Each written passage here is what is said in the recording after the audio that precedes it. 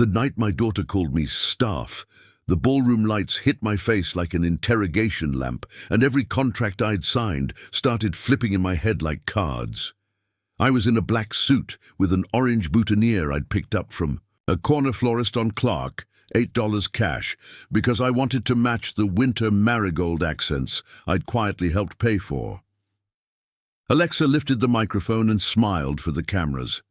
Then she glanced my way, frowned, and said, "Let's keep staff out of the family photos. Before we continue, please subscribe to the channel and tell us where you're listening from." It was Nov 29, 2025, Saturday night in Chicago's River North.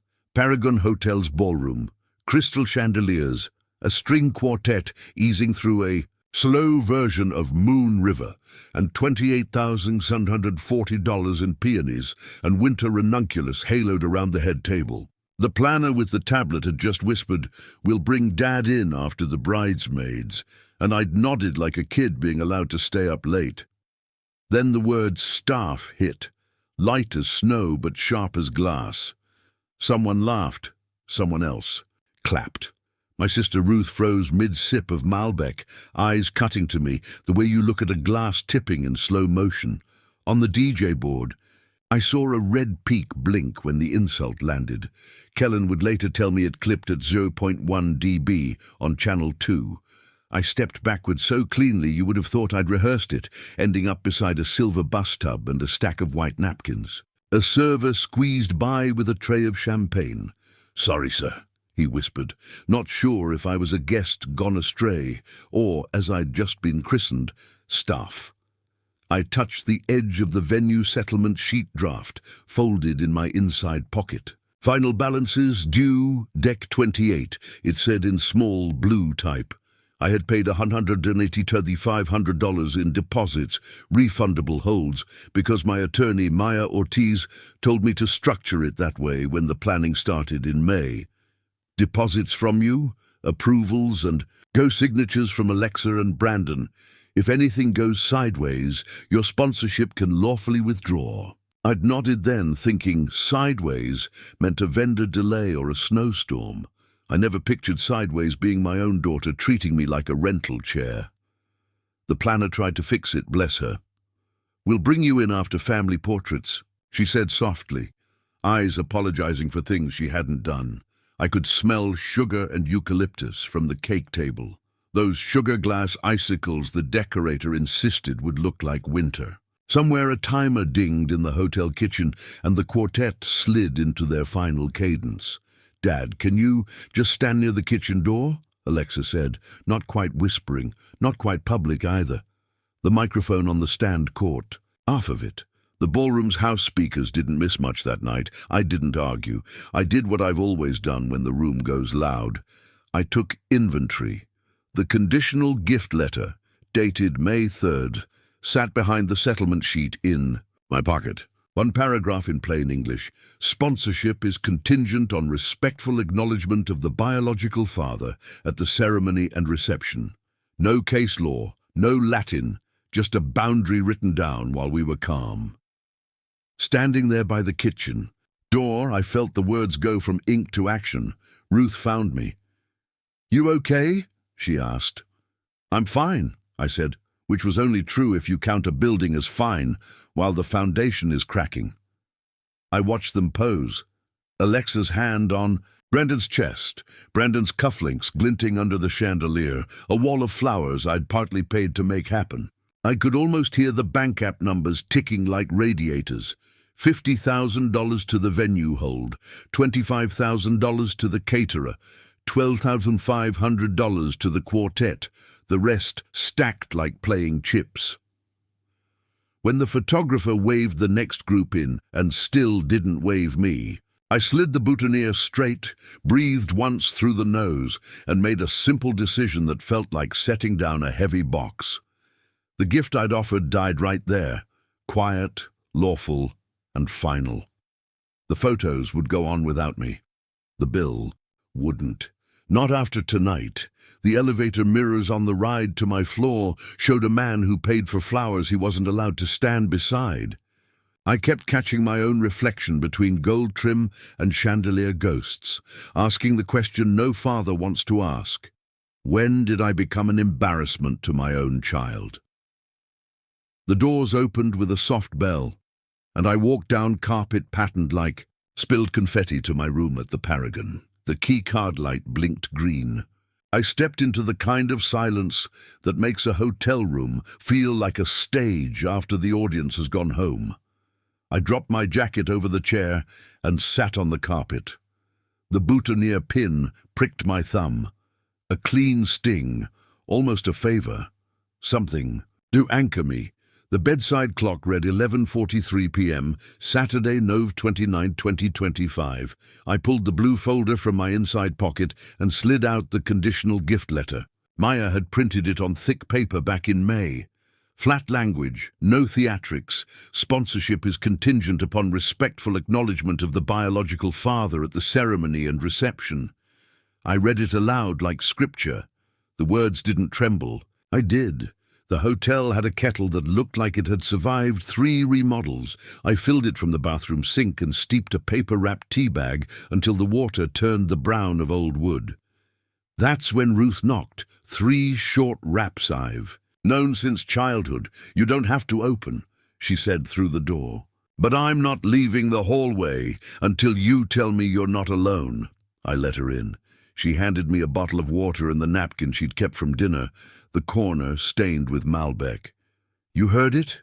I asked, though the answer was already in her eyes. I heard it, she said, and I watched them pose without you. She sat on the carpet like it was our mother's kitchen floor, elbows on knees. What are you going to do? I unlocked my phone and opened voice memos. I've developed an old man habit during toasts. I hit record, not for gotcha moments, just to remember speeches after the noise fades. I scrolled to tonight's file and pressed play. The tinny room capture held its breath as the planner cued the photographer. Then Alexa's voice came through, smaller than it felt under the chandeliers, but clear enough. Let's keep staff out of the family photos. Ruth flinched like the word had teeth.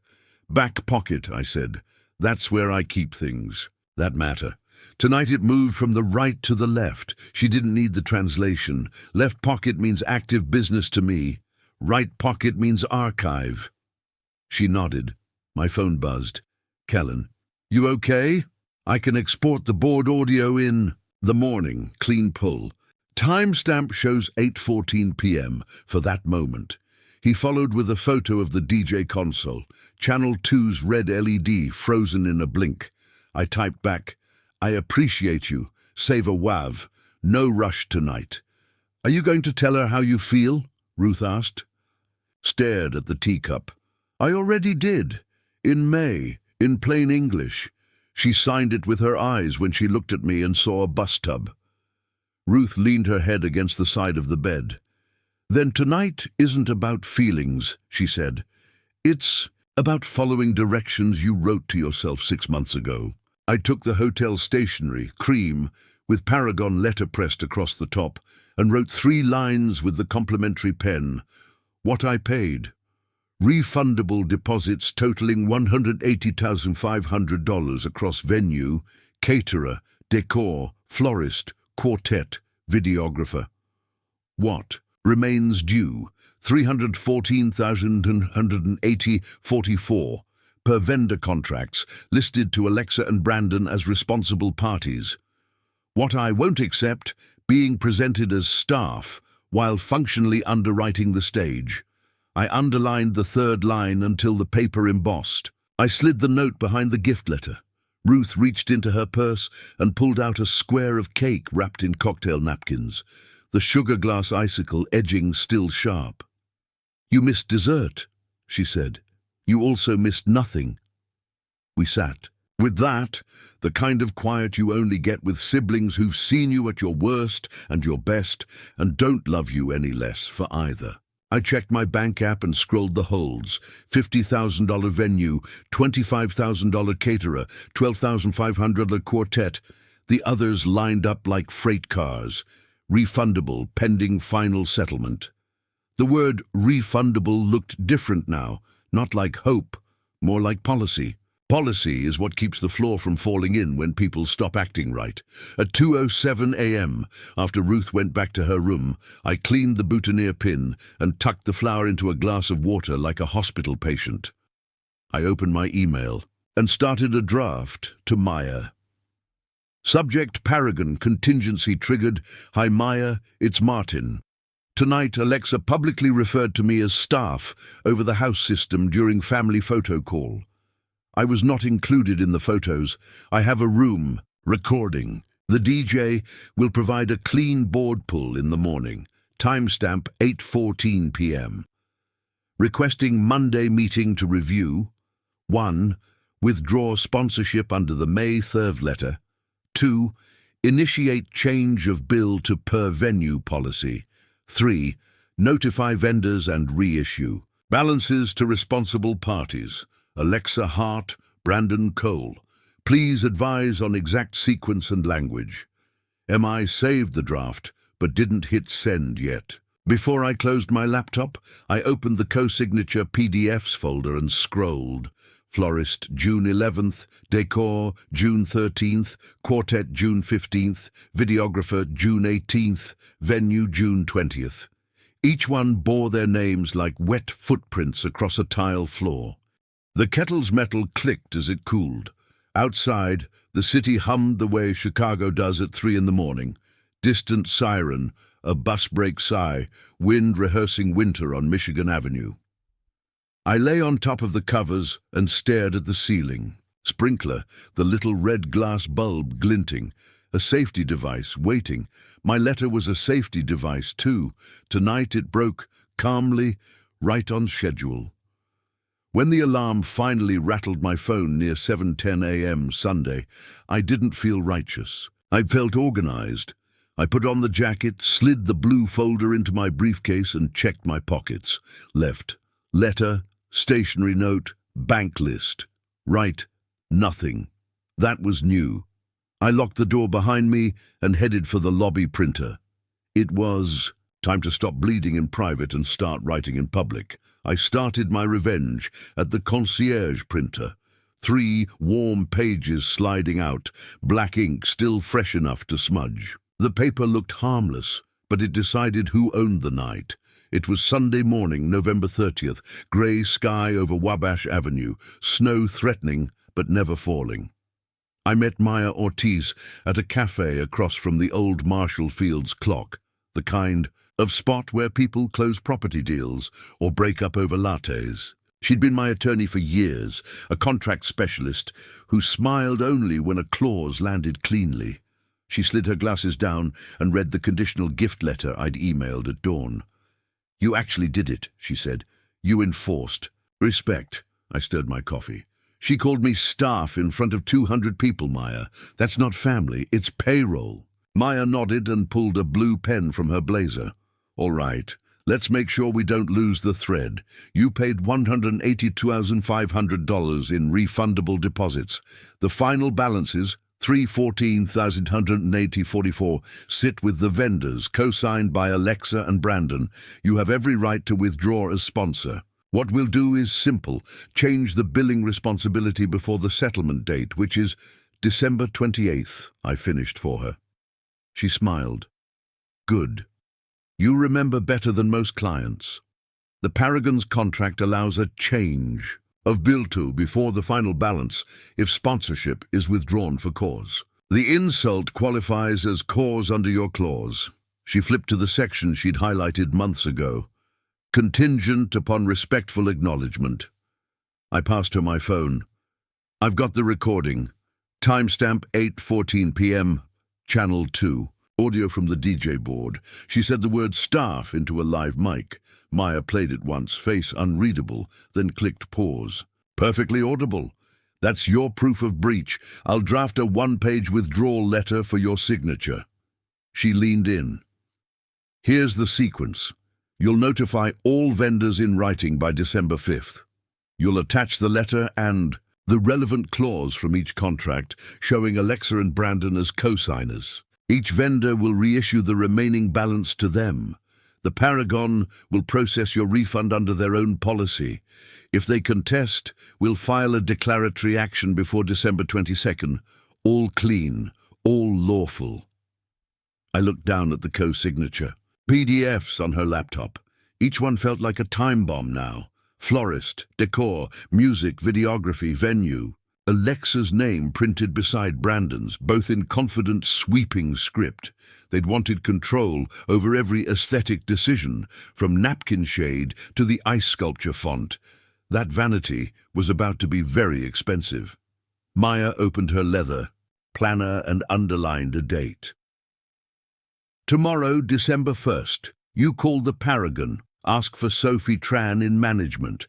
She's meticulous about paperwork. Schedule a meeting to execute the billing change. Bring every document in duplicate. And Martin, she looked at me directly, don't lose your temper. Your power here is procedural. Procedure is what I do best, I said. 35 years of project management taught me revenge isn't rage, it's scheduling. She laughed once, low and sharp. You'd be surprised how few people understand that. When she left, I sat alone, penning notes in my folder. I titled the front page, Operation Paragon, Gift Withdrawal. Under it, 3 bullet points. Gather proof, audio contracts, bank holds, notify vendors, Deck 5. Confirm all balances reissued to responsible parties, Deck 15. I tucked in receipts, my bank printouts, and Ruth's witness notes scribbled on a napkin. Heard Alexa call him staff. 8:14 p.m. As I zipped the folder, I realized something funny. I wasn't angry anymore. I was awake. Every bruise of humiliation had calcified into strategy. Outside, Wabash was waking up, traffic lights blinking through mist. I crossed toward the Paragon's glass facade and glanced through the revolving doors at the ballroom level where it had all happened. The chandeliers were dark now, tables stripped bare, a janitor mopping the floor where the photographer had stood. Tomorrow, those same doors would open for a meeting about policy. My name might be missing from their photos, but it was still printed on every deposit slip. And by the time the calendar turned to December 7th, my daughter would own exactly what she had claimed, her wedding, completely. The florist, the decor team, the venue. Every penny she flaunted would become her responsibility. All I had to do was follow the paperwork, and I would. The first call wasn't to my daughter, it was to the florist holding $28,640 in white peonies and winter ranunculus. It was Monday, December 1st, the sky the color of nickel, the air sharp enough to wake anyone out of sentimentality. I poured black coffee into a travel mug, set my blue folder on the passenger seat, and drove toward my office in West Loop, the old place where I used to run procurement projects. I still leased the desk. Space? Still liked the quiet hum of copiers and planners? Revenge to me had always been logistics under another name. By 9 a.m., I was on the phone with Juniper and Rye Floral, talking to Marin, the manager. She sounded wary at first. Everyone does when they sense legal language coming, but calmed. As I explained, Madrin, I said evenly, I'm withdrawing sponsorship per Clause 4 of our agreement. The responsible parties, Alexa Hart and Brandon Cole, remain liable for all balances. My deposits stay refundable per your terms. There was a pause, then a slow exhale. We can reissue, she said. Our contracts default to co-signers when sponsorship ends. I'll process the change today. Within an hour, she'd emailed. A new invoice, bill to updated, balance $19,020, due December 28th, 2025. The total at the bottom glittered like quiet satisfaction. I printed it, 3 copies, hole-punched them, and slid them into my blue folder behind the florist tab. At 10:30 a.m., I called CitySet Designs, the decor company that built the mirrored backdrop and the monogrammed ice sculpture that had dripped. All night behind the cake, the owner, Trina, was cheerful until she realized the word withdrawal wasn't about flowers. I'm sorry, she said. Is this personal? Everything involving my daughter is personal, I replied, but this is also contractual.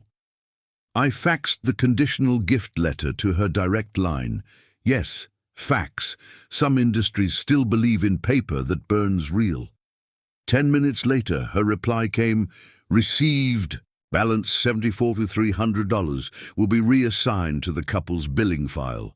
Deposits refunded to original source." I didn't need fireworks. I needed timestamps. And by lunch, I had 2. December 2nd. I moved on to the string quartet, a trio of grad students, plus one substitute violinist who'd smiled at me more warmly than my own daughter that night. Their remaining balance was $6,450. They thanked me for handling it with grace and sent a note confirming reissue to Alexa and Brandon with a courteous "Merry Christmas" attached. Irony has a sense of humor. December 3rd. I reached Goldfinch Films, the videographer duo that wanted drone footage over the Chicago River. Their balance, $21,900. They confirmed the update within 20 minutes. No drama, just professionalism. Each confirmed bill to updated email felt like reclaiming inches of my dignity. On December 5th, I drafted the formal notice of withdrawal. The tone was surgical. "Dear Ms. Hart and Mr. Cole, this serves as notice of withdrawal of sponsorship. Under the conditional gift letter, May 3rd, 2025, pursuant to the co-signed vendor agreements and the Paragon Hotel policy, all remaining balances and late fees now rest with responsible parties per contract terms. Supporting documentation attached.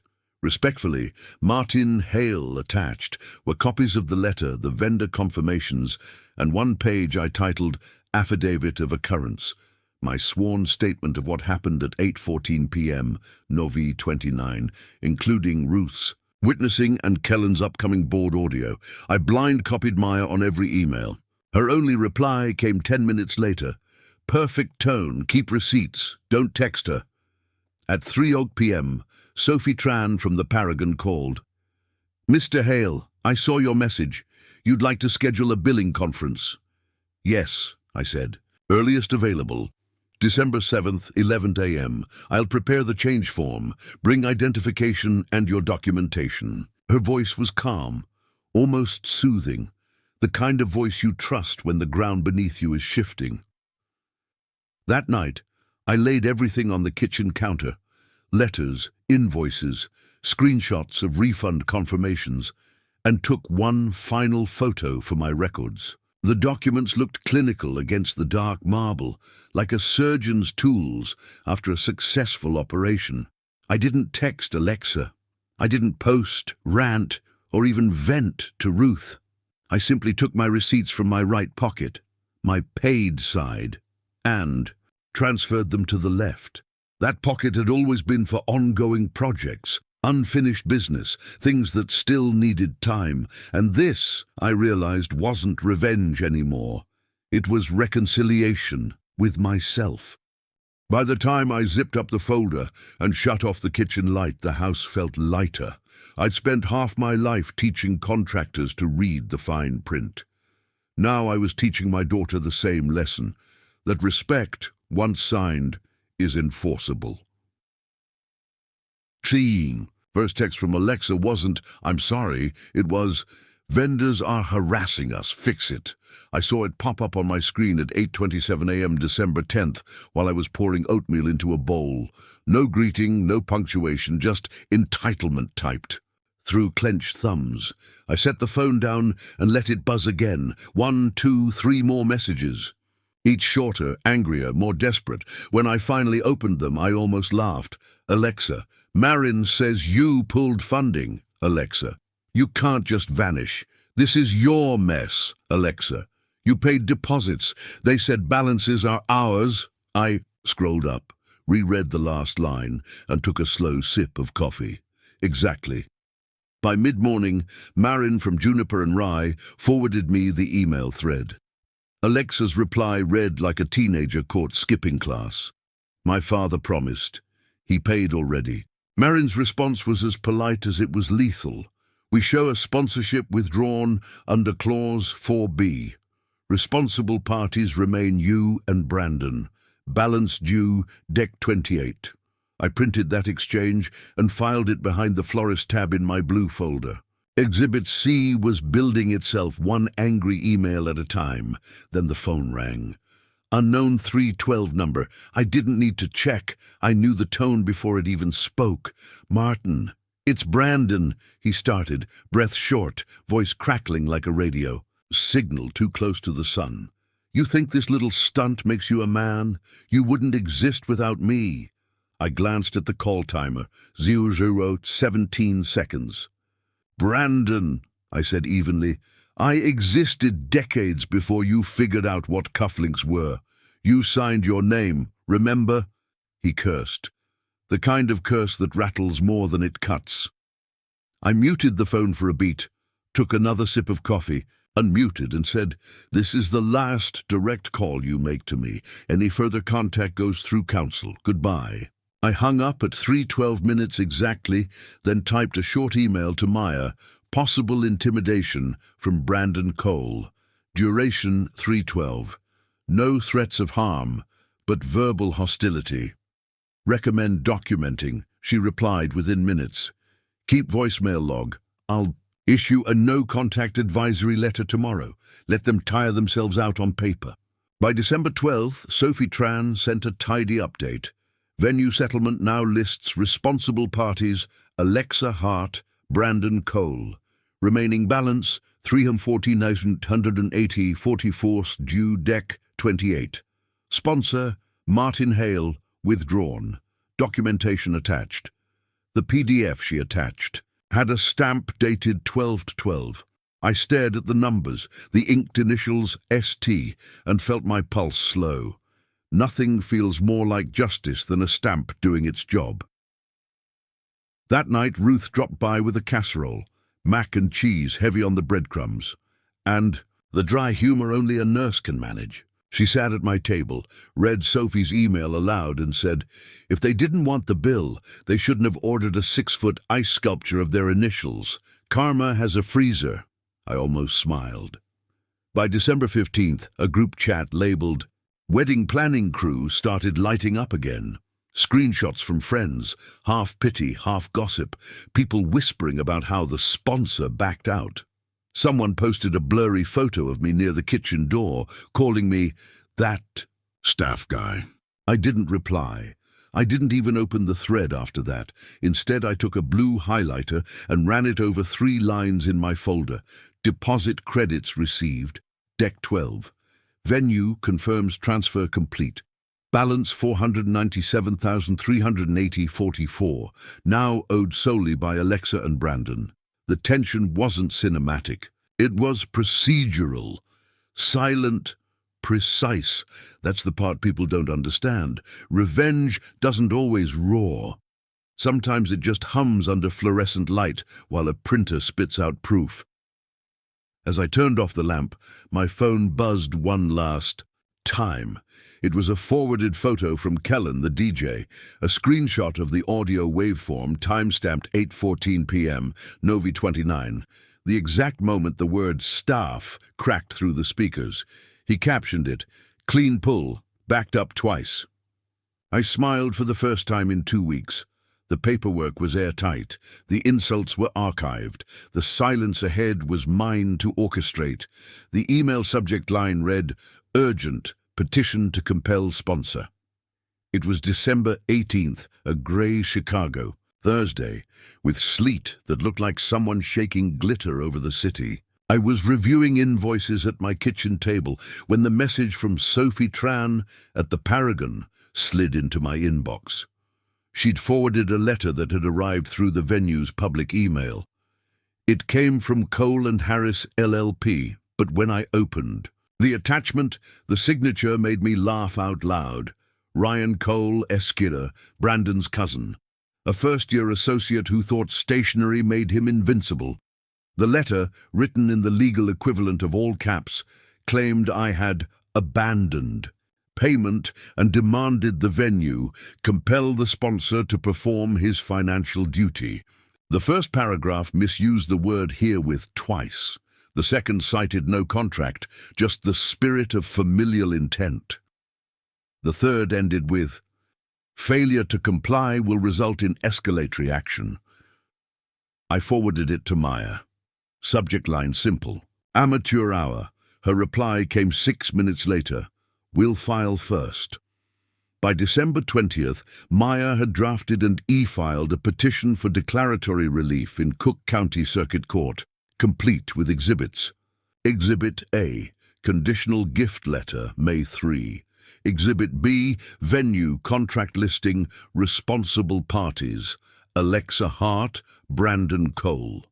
Exhibit C, change of bill to acceptance, Deck 7, with Sophie's initials. Exhibit D, board audio transcript verified by Kellen, timestamp 8:14 p.m., Nov 29. She sent me the filing copy stamped received 12/20/25, Joe 9:42 a.m. When I read the caption, Martin Hale vs. Alexa Hart and Brandon Cole, my chest tightened, not from guilt, but from the quiet gravity of documentation, turning into consequence.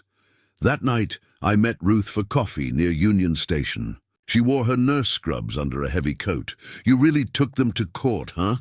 she said. "I didn't take them anywhere," I said. "They walked there themselves. I'm just holding the door."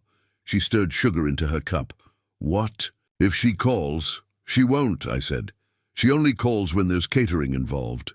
Over that weekend, Deck 21-22, Maya and I built the rest of the case file. Kellen signed an affidavit confirming he personally captured the audio and preserved the WAV file. Sophie provided a declaration that the venue's change of Bill 2 was completed per policy and that deposits had been refunded to me on Deck 12. Marin from the florist emailed confirmation of reissued balances. Everything was time-stamped, paginated, bound in a single blue-tabbed folder, the same one I'd started at the hotel printer 2 weeks earlier. On Christmas Eve, while most families clinked glasses, I sat in my living room surrounded by neatly stacked evidence. The radio played carols. I muted it. In the glow of the desk lamp, every page looked like closure in progress. Then December 28th came, final payment day. Predictably, Alexa and Brandon didn't pay a cent. By noon, my phone began to buzz again. Vendors sending payment past due notices. None of them were angry, just factual, their tone now redirected toward the actual signers. Sophie's message arrived at 4:12 p.m. "Hi Martin, confirming balances remain unpaid. We'll be adding late fees per contract. Thank you again for your cooperation and professionalism throughout this process." Professionalism. There it was, the word my daughter had forgotten. I replied simply, "Understood. Documentation retained." That night, I opened the bank app one more time. Every refunded deposit had cleared, $182,500 credited back, minus small processing fees. My column was green. Theirs was red. Maya called at 8:30 p.m. Court date set for January 12, 2026, earliest slot after the holidays. I told her I'd be there.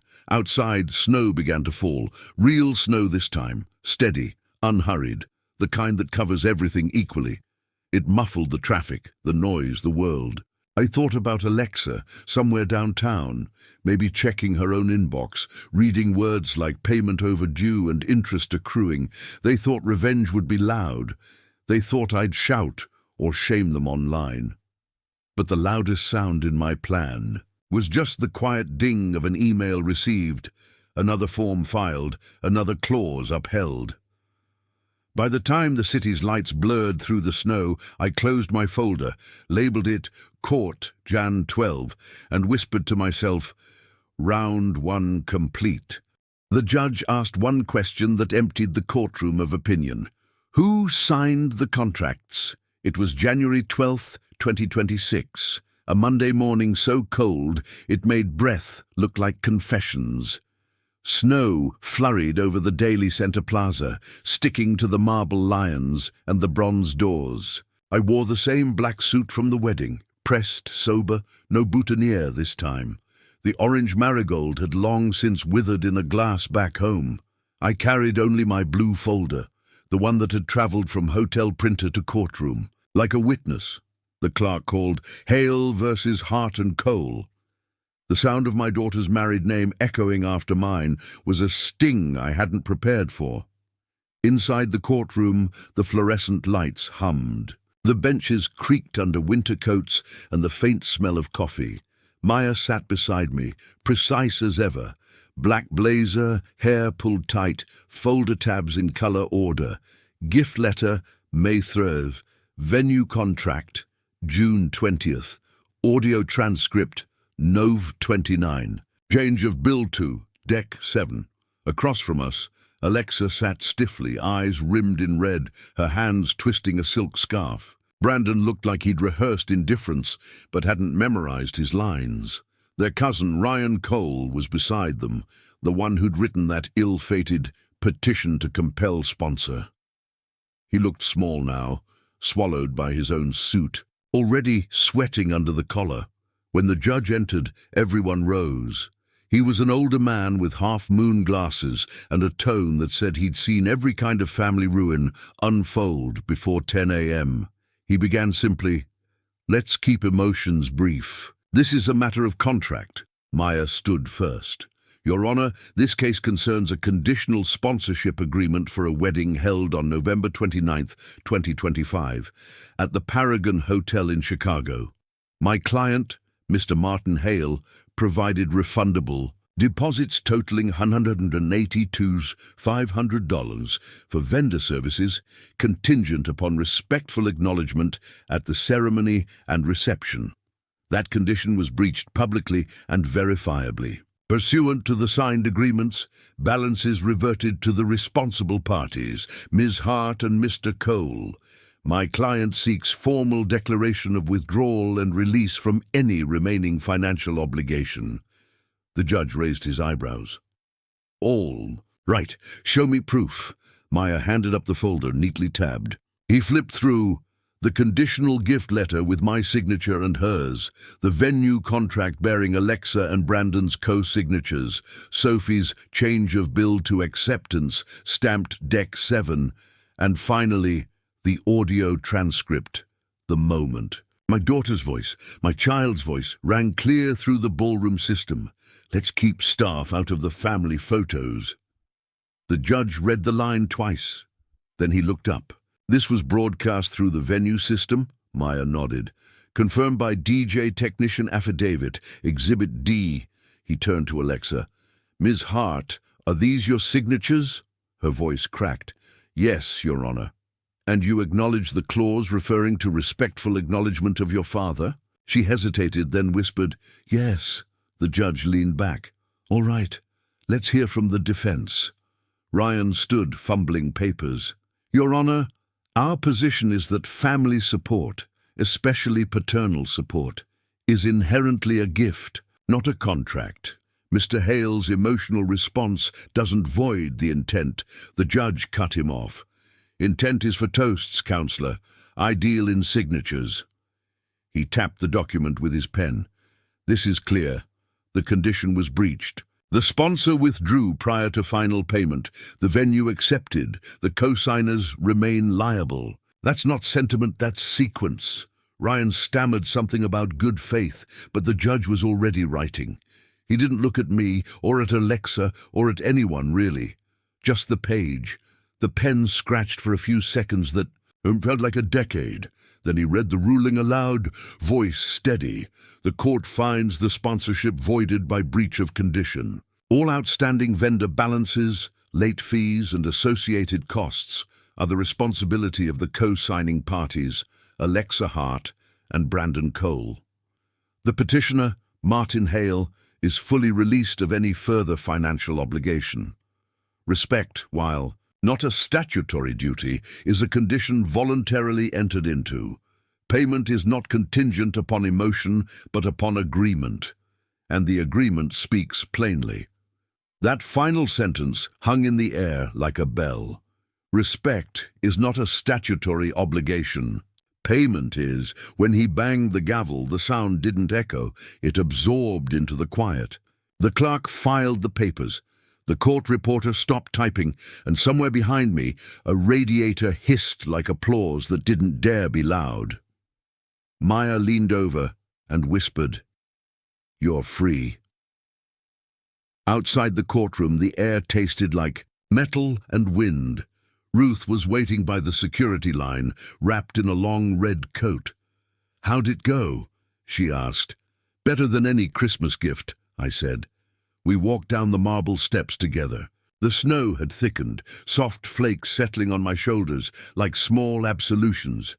My phone buzzed. Sophie Tran. Court order received. Venue account updated. Sponsor released. Then Marin from the florist. We'll accept a payment plan from the couple by Friday. And finally Kellen. A single thumbs-up emoji, followed by a WAV file icon. No words needed. I didn't reply to any of them. I just stood in the snow and let the cold burn away whatever anger was left. Behind me, the courthouse doors swung open, and for a second I saw Alexa in the reflection, walking quickly, Brandon. At her side, Ryan chasing them with a folder half shut. I didn't call out. Some lessons only work when you let them echo in silence. As we reached the corner, Ruth patted my arm twice, the way she always had since we were kids. "You did it," she said. "No," I said. "The paperwork did." We both laughed. The kind of tired laughter that feels like truth. Justice doesn't always roar. Sometimes it's typed, stamped, and signed at 9:42 a.m. on a Monday morning in January.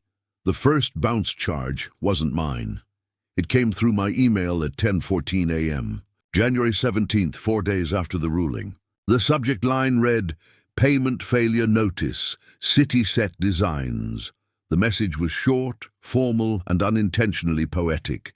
The transaction for $74,300 has been declined. Responsible party, Alexa Hart. I sat in my kitchen, sunlight, barely pushing through the blinds, watching my coffee steam over a blue folder that was now more memory than weapon. Every document inside had done its job. Every promise had met its paper. A few hours later, another notification. Juniper and Rye Floral, payment past due. Balance, $1,920. Interest, $382.40 per week. The math of respect in motion. By January 20th, the Paragon's accounting team emailed the couple directly, copying me for record only. I scanned the first line. As per court order, sponsorship by Martin Hale is void. Remaining balance of $314,880.44 is due within 30 days, and then closed the thread. For the first time in months, I didn't feel obligated to reply to anything. A week later, the ripples began. Alexa listed her River North loft lease on Facebook Marketplace. "Beautiful space," the post read. "Owner relocating." The luxury SUV she'd once bragged about was parked in front of the building with a "for sale" rider. I scrolled past it, not out of satisfaction, but a sort of resigned awe. Gravity always works. It just takes its time. Then came the group text, Ruth always keeping me looped in with dry commentary. She sent a screenshot of Brandon's message to their old wedding party thread. "We're sorting it out. We'll handle it." No apology, just public damage control. By January 25th, all vendors had confirmed payment plans. Florist, 6 months. Decor, 12. Venue, 90 days, modest interest. None of them were cruel. They just followed the terms the same way I had. That Friday, I met Sophie Tran in the lobby of the Paragon. The same marble floors where 6 weeks earlier I'd been treated like invisible help. She smiled and handed me a sealed envelope. "This is your final release letter," she said. I opened it on the spot. The header read, "Sponsorship account, closed balance, 0.00. Status, sponsor fully released." She extended her hand. "Thank you for handling this professionally, Mr. Hale. Not many people do." I shook it. "I just kept the receipts," I said. Back home, I slipped that letter into the blue folder behind Exhibit D. It looked almost ceremonial, like the last hymn page in a church book. I placed the folder in the bottom drawer of my desk, not to hide it, but to rest it. That evening, Alexa finally texted, "Alexa, you embarrassed us." I stared at the words, then typed slowly, "I gave you a celebration and a choice. You chose the mic." She didn't respond. She didn't have to. Silence has a way of finishing the sentence for you. Maya sent the official court order PDF that night, clean and final. I saved it to a folder titled Wedding Archive. Then I closed my laptop, leaned back, and let the quiet wrap around me. Justice isn't a movie moment. It's a line item that balances. It's the right names beside the right debts. It's your breath finally coming out steady again. Later that night, Ruth and I met at a small diner on Western Avenue. We shared a slice of pecan pie, still warm, and toasted with coffee mugs. "To paying what you owe," she said. I lifted my cup, including respect. Outside, snow drifted across the window glass. It looked exactly like the night of the wedding. But this time I wasn't standing by. The kitchen door. I was at my own table, paid in full. I used to count money. Now I count boundaries. 2 weeks after the hearing, Chicago thawed just enough to make the sidewalks wet and the air smell like iron. I walked the Lake Michigan path one cold January afternoon, the kind of day when the horizon disappears into the fog and everything feels the same shade of gray. The water slapped against the concrete like a patient heartbeat. It reminded me of the rhythm that had carried me through the past 2 months. Document, file, breathe, repeat. For the first time in years, I didn't feel like I owed anyone an explanation.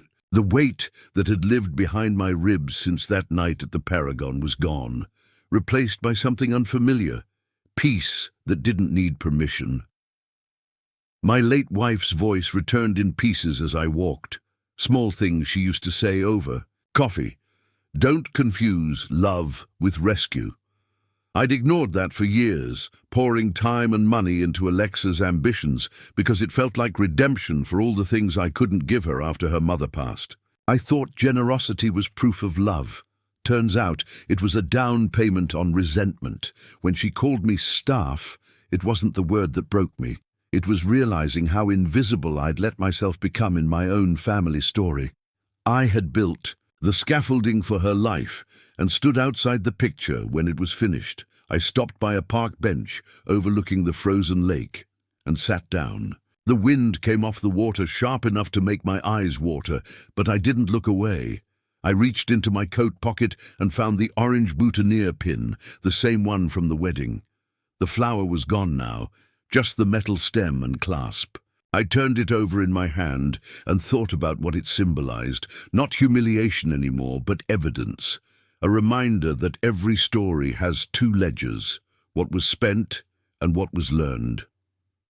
That night, I opened my desk drawer and pulled out the blue folder one last time. I thumbed through each section like an old photo album. Gift letter, invoices, Sophie's declaration, Maya's filings. Every page was cold, factual, but behind each line was an emotion that used to keep me awake. Now, they just felt finished. I picked up a small stack of thank you cards I'd written earlier that week. One for Sophie, who'd upheld policy without taking sides. One for Maya, who turned hurt into law. One for Kellen, who kept the recording that changed everything. And one for Ruth, whose steady presence had been the difference between fury and focus. Inside each card, I'd slipped a $100 gift card. Not as payment, more like punctuation. After sealing the envelopes, I stared at the lamplight pooling across my desk. The world outside was quiet, and so was my mind. People talk about revenge. Like it's chaos, but it isn't. True revenge, the kind that heals, is just a boundary finally respected. It's when the person who tried to rewrite your worth finds out the pen was never theirs. If you've ever been made to feel small by someone you love, remember this. Write it down when you're calm, and read it when the room goes loud. That Line became my rule. The night I was called staff, I almost believed it, but the truth is, staff shows up to work for someone else.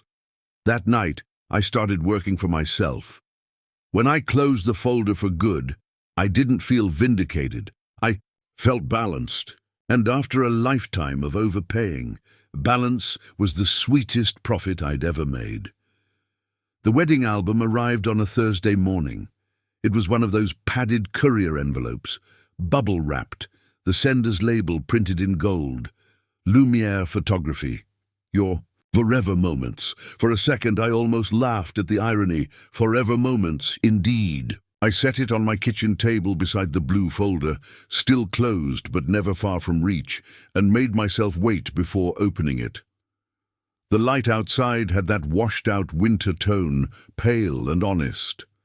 I made coffee, toasted bread, and finally slit the envelope open. The smell of fresh paper and photo varnish hit me like déjà vu. I flipped through the pages, bride and groom under chandeliers, guests mid-laughter, a frozen river of white smiles. I wasn't in any of them.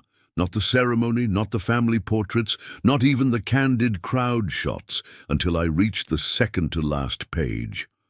There I was, caught in the edge of a wide-angle frame, half-shadowed near the dance floor, holding a napkin and staring toward the stage. Ruth's hand rested on my shoulder, her face turned just enough for the camera to catch a small, protective smile. The caption read, "Uncle Martin, candid moment. Uncle." That made me smile, actually. They hadn't erased me completely. They'd just mislabeled the position.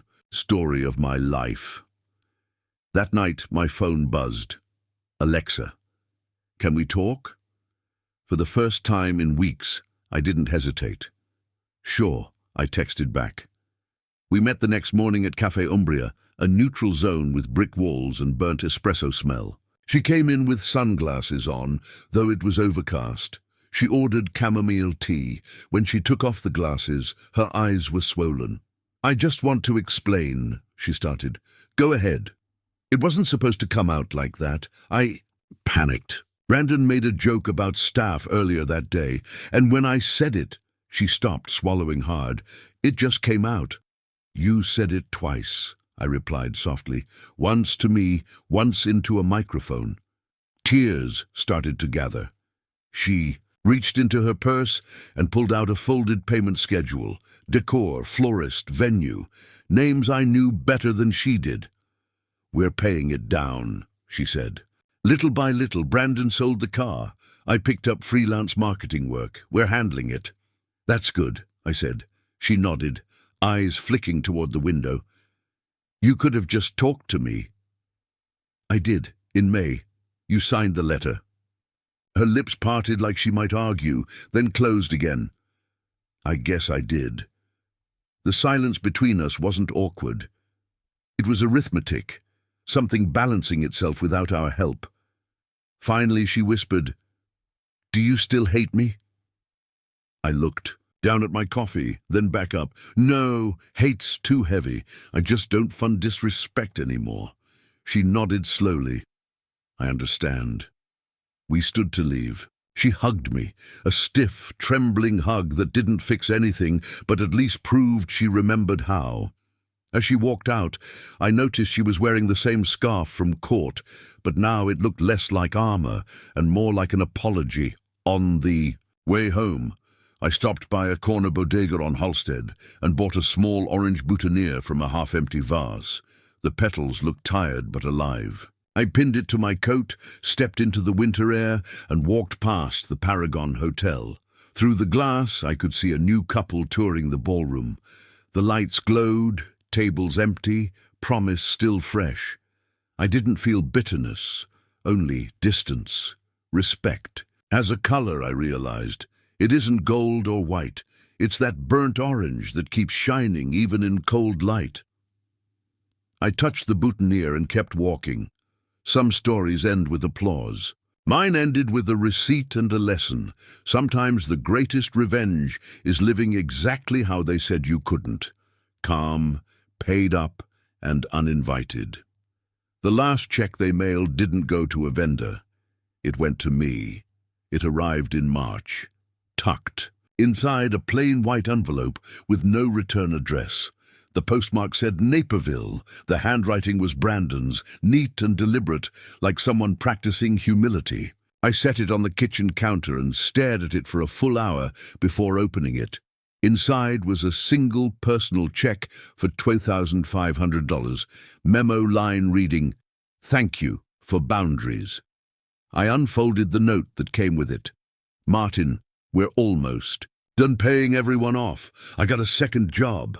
Alexa's consulting again. I was wrong about a lot. You didn't deserve what happened. I learned more from the court order than any sermon I've heard in years. Take this, not as money, but as acknowledgement. Brandon." I let the letter sit there, breathing in the quiet of my kitchen. No confetti, no irony music. Just morning. Light on paper and the faint hum of my refrigerator. I didn't rush to deposit it. I left it on the counter for 3 days, testing my own heart. Did I want to cash it as vindication or as closure? On the 4th day, I drove to the bank, walked up to the counter and slid the check forward. The teller, a young man with perfect hair, smiled and said, "Mr. Hale, same account as before." "Same account," I said, "but a different story." The funds cleared in 2 days. When Ruth came by that weekend, I showed her the note. She read it once, set it down, and grinned. So the boy finally learned about invoices. I laughed. Turns out responsibility looks good on him. "Would you do it all again?" she asked. I thought about that. The months of silence, the sting of that single-word staff, the nights I spent rehearsing calm instead of rage. "Not the pain," I said. "But yes, the paperwork." That made her laugh so hard she nearly spilled her coffee. "Only you would say revenge is administrative." We toasted with our mugs, laughter filling the small kitchen, steam fogging the window that overlooked Western Avenue. Outside, snow was melting into the gutters, thin streams reflecting, sunlight like silver threads. After she left, I went to my desk and opened the blue folder one last time. I added the check receipt to the back, behind Exhibit D. Then I printed one clean page with a single line in bold. "You didn't lose me. You gave me away." I slid it to the front of the folder, closed it, and labeled the spine "Family," right between "Mortgage" and "Health." It looked at home there. That evening I brewed tea and sat by the window as the city softened into dusk. Across the street, a father walked his little girl home from ballet, her pink shoes peeking out from under her coat. She was chattering about something that made him laugh. I hoped he knew to enjoy it while it lasted. If anyone listening to this ever stands under chandeliers, feeling invisible because someone with your name shoves you aside, remember this. You may be staff on their microphone, but you're the author on paper, and authors get the final edit. Mine was typed December 5th, stamped January 12th, and paid in full by spring. Justice doesn't always roar. Sometimes it just clears its throat, files a motion, and waits for the mail to arrive. If you enjoyed this story, please like the video, subscribe to the channel, and drop your thoughts in the comments. And if you're listening at night, set your thermostat the way you like it. No one else gets a vote.